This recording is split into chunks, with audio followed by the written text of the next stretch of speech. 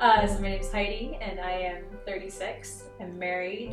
Been married almost 10 years, just a little bit over a month, and we have a 4-year-old daughter. Grew up just outside of Spokane in an area that was still semi-agricultural. So I grew up on a dead-end dirt road where every house had an acre or more of land. And somehow, in spite of that, I'm very much a city person. My husband and I spent the first 8 years of our marriage in the Middle East, living in Cairo and Damascus and Amman. Really, the house we live in now, in a lot of ways, is my ideal home. It was kind of an amazing process of finding it and getting it, because I never actually thought we'd be able to in Portland.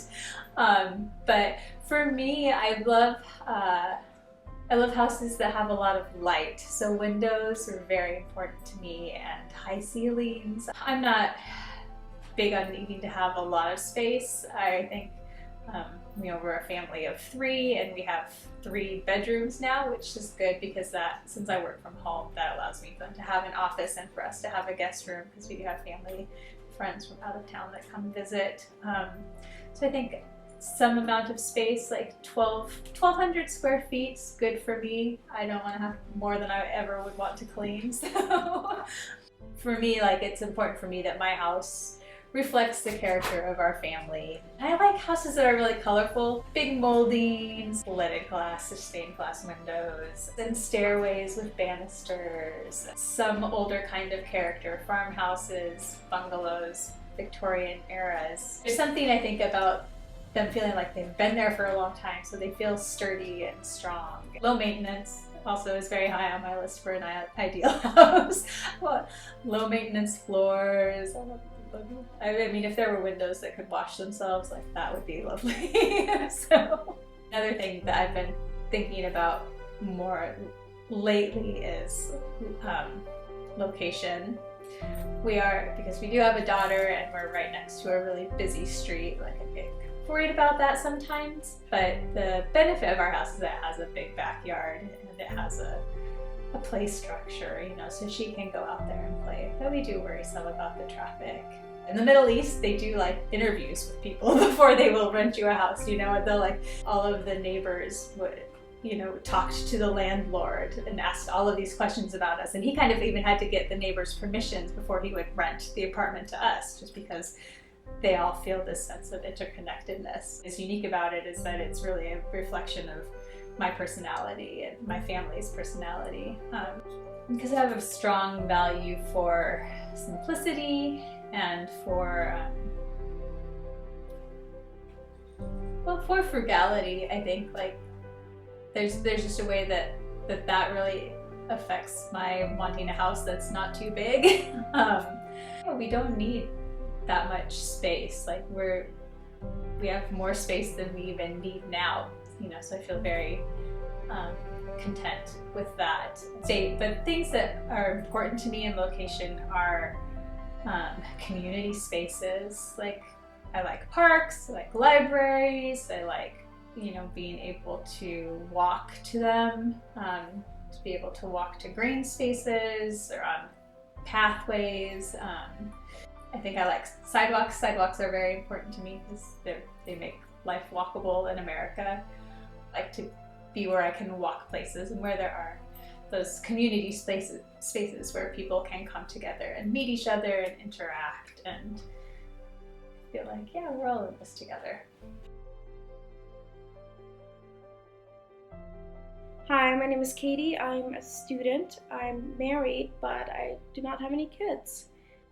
Our ideal home would have 3 or 4 bedrooms, at least 2 bathrooms. My husband and I do always have company over, so it is important for it to be guest friendly, meaning a nice big dining room area, maybe a game room. That space could also be used for a future kids room. My husband's a chef, so it's important for him and for me to have a nice big kitchen that has good quality appliances. Big kitchen is something that we definitely value. I probably still want to stay in Portland because that's where my friends and family live.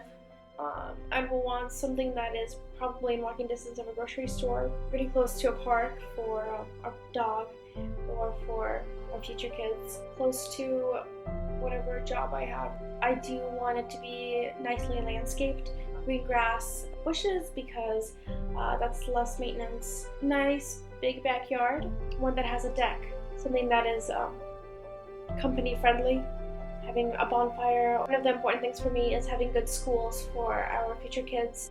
It would be nice if the house was one story, just so that we don't have to deal with going up and down the stairs.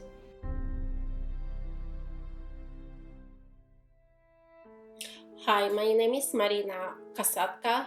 I was born in Ukraine and I live in Ukraine when I was 26 with four young girls, 4 kids.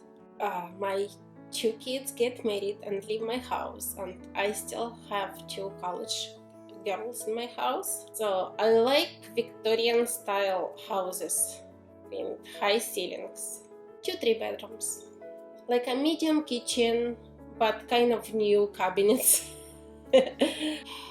Something like sunroom upstairs for flowers, to keep the flowers there, with exercise room. And in my master bedroom I would love to have soak tub when I can finally soak. Some yard, not big backyard, but I can grow like a flowers, something, have a couple tomatoes and cucumbers. I would love to have in downtown Portland. I love being between people. I was grown up in the city, so in apartments, so I like to be between people. Glass, a lot glass. I like the glass windows, with a lot windows, and some flowers. When I grew up back in Ukraine, I used to grow up in apartments, and we have a balcony where I love to play, especially in the summer. It was covered with the glass. I think I have this idea for my dream house, to have all this glass or something like a private, and upstairs it should be the upstairs, not downstairs.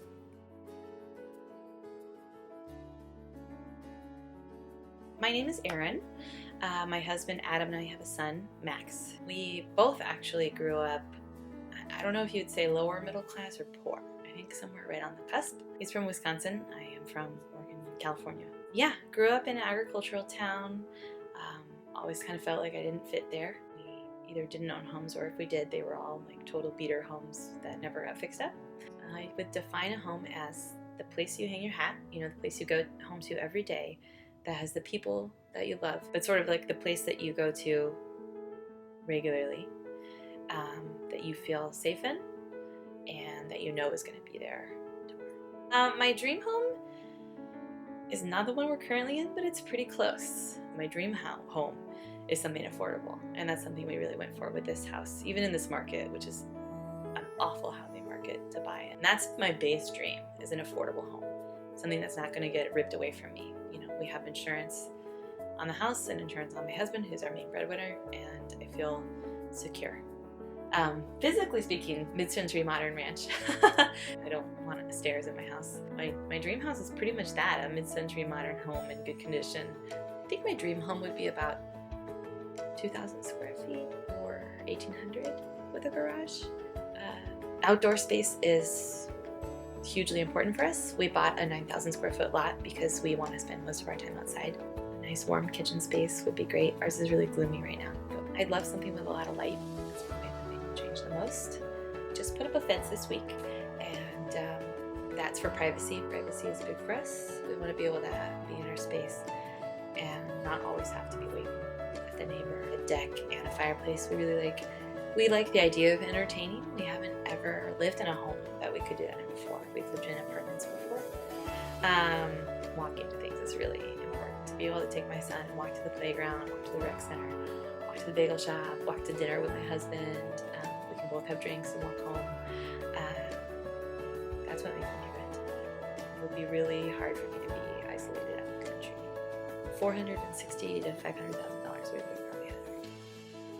In Arabic, there's a saying. It says "Ejar Edar," which literally translated means like the neighbors, the house. But the idea of it is that like the people that you choose to live with, the neighborhood, the area is as important as the house.